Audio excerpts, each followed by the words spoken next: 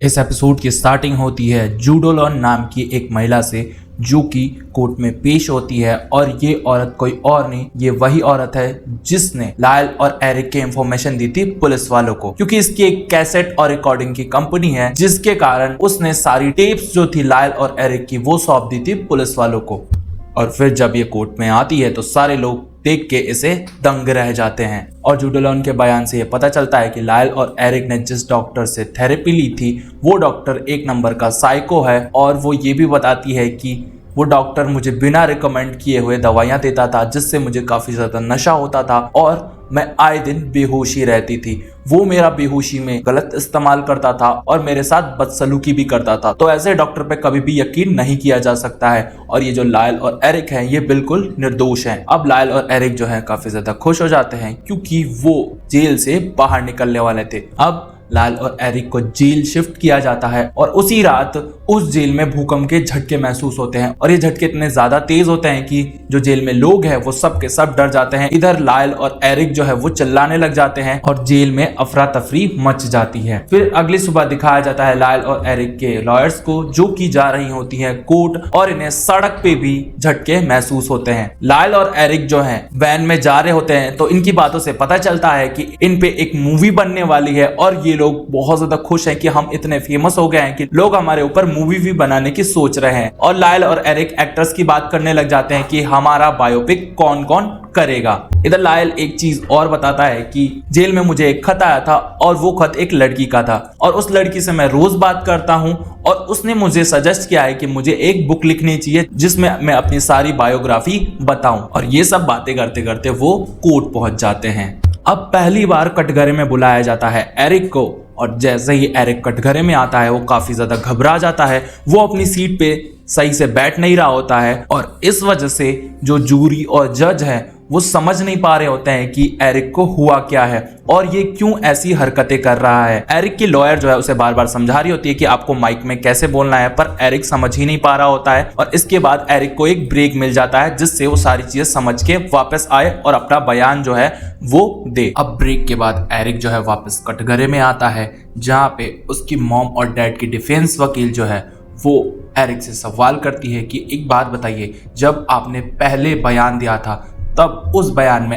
अपने mom dad से सही हुई जिल्लत के बारे में क्यों नहीं बताया, और अचानक से आप दोनों एकदम से सच कैसे बोलने लग गए। और फिर एरिक बोलता है कि देखिए, मैं सब सच बोल रहा हूँ और हमारे मॉम डैड ने हमारे साथ जो कुछ भी किया है ये सब सच है। और डिफेंस वकील जो है अगला दाव खेल देती है और यहाँ पे बताती है कि इन दोनों ने शॉटगन खरीदे। पहले इन्होंने जो बंदूक की गोलियां थी वो सिर्फ चिड़ियों को मारने के लिए ली थी, लेकिन जब एरिक को पता चला कि इससे कुछ खास इंजर्ड नहीं हो सकते लोग, तो एरिक ने वापस उस शॉप में जाके इंसानों को मारने वाली गोलियां खरीद ली। और फिर वो कहती है कि उसने ऐसा क्यों किया होगा, आप सब बताइए। और जज साहब ये सोचने पे मजबूर हो जाते हैं और फिर जज साहब बोलते हैं कि इस केस का फैसला जो है अब मंडे को सुनाया जाएगा। इधर एरिक और लायल जब जेल जा रहे होते हैं तो लायल एरिक पे काफी ज्यादा चिल्लाने लग जाता है और कहता है कि तेरी वजह से कोर्ट की तारीख जो है और आगे बढ़ चुकी है, नहीं तो आज हम आजाद होते।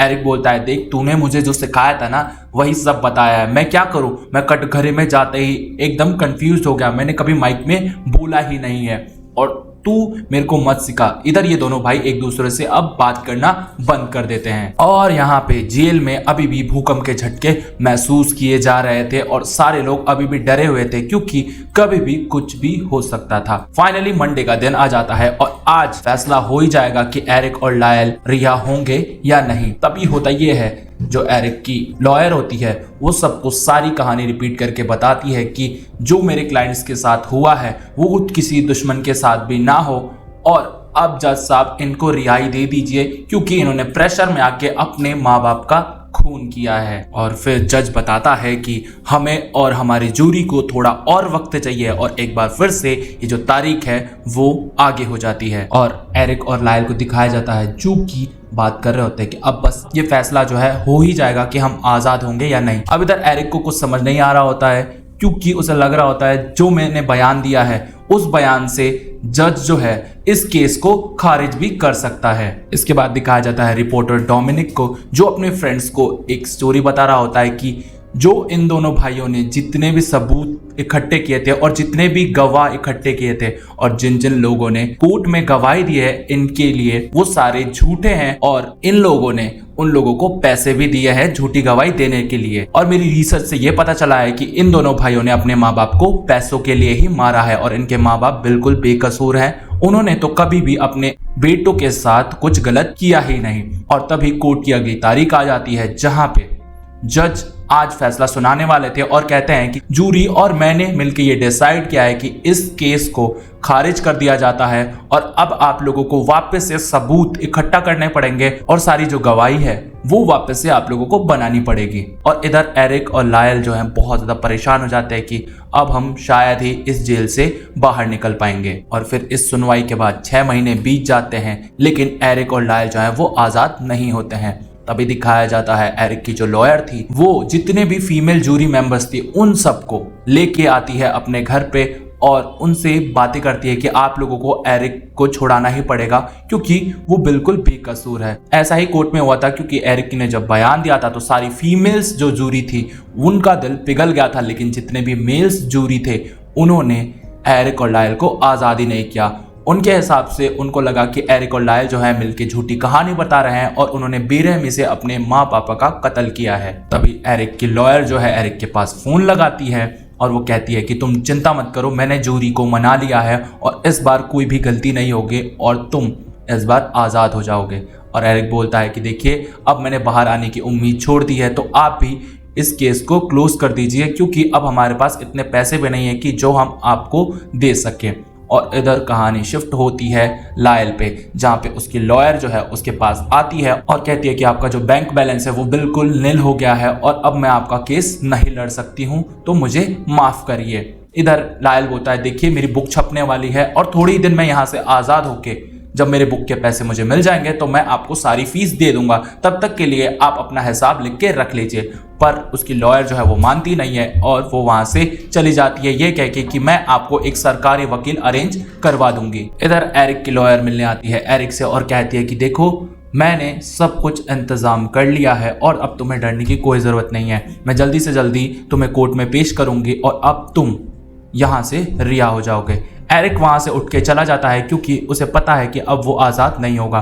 और जब वो एक फ्लोर साफ कर रहा होता है तब उसे न्यूज़ चैनल से पता चलता है कि एक बहुत बड़ा गैंगस्टर जो है वो लोगों को मार के रोड पे खुलेआम घूम रहा है और तभी उसको पुलिस जो है हिरासत में ले लेती है। और यहाँ पे वही गैंगस्टर ठीक एरिक के बगल वाले सेल में आके रहता है और यहाँ एरिक जो है वो काफ़ी ज़्यादा खुश हो जाता है कि ये गैंगस्टर मेरे ही जैसा है और इसने भी लोगों को मारा है, तो अगर ये रिहा हो गया तो मैं भी रिहा हो सकता हूँ। और वो गैंगस्टर उसे लास्ट में ये कह देता है कि यहाँ पे मैं सिर्फ 6 दिन हूँ और 6 दिन के अंदर अंदर मैं तुम्हें रिहा होकर दिखाऊंगा। और ये जो एपिसोड है यहीं खत्म हो जाता है। अगला एपिसोड इस वेब सीरीज का लास्ट एपिसोड है। लास्ट एपिसोड को देखने के लिए चैनल को कीजिए सब्सक्राइब, वीडियो को कीजिए लाइक और प्लेलिस्ट आपके सामने आ रही है, क्लिक करिए और इस वेब सीरीज को एंजॉय कीजिए।